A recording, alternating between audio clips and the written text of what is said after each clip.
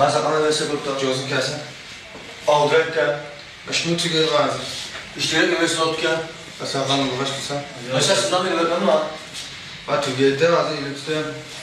Başarısından bilmezsen aşağı gitmeyi olsun. Hacı olduk gelsen.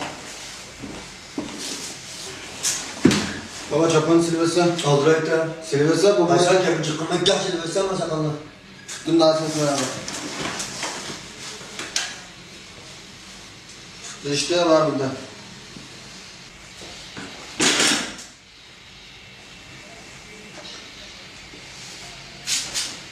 Daha kılı verme. Aldırakan diken usta bunu da bu iti versiyonda.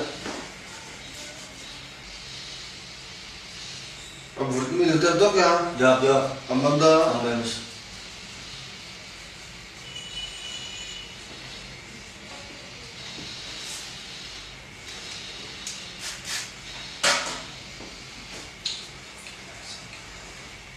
Vula vermek bir gel işte yapıda versen verme.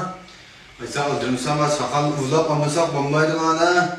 Ya bir gel işte işte yapıda vermedim bana. Güzel tügeli de al burada.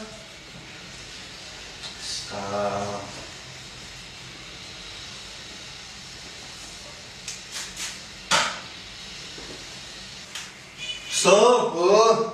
Vula vermek gel işte yapıda verme sakalını. Hadi tügeli de var ulap. Aysel yok bir sakal verme bu. Gel işte versen. Kaç ilikten var? Gel işte yapıda versen bana. Ama işte burada yasıyor. Adına verdim. Kadar mı bakacağım? Bak aldıram ketler, ot koyup da müşteri kolay dağıtman kal.